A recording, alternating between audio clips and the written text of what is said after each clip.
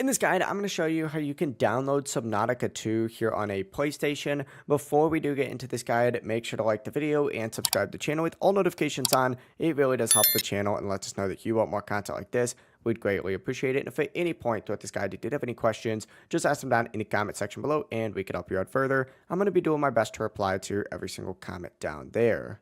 Now, first things first, if you want to go ahead and knock this out quickly, what you need to do is actually just start on the home screen, go over to the PlayStation Store, and then go ahead and select PlayStation Store and then scroll up to the top and go all the way over to this little search section, just like so, or just stay on browse. But go to search and then search specifically for Subnautica. So go ahead and type in Subnautica or Subnautica 2 and then hit done.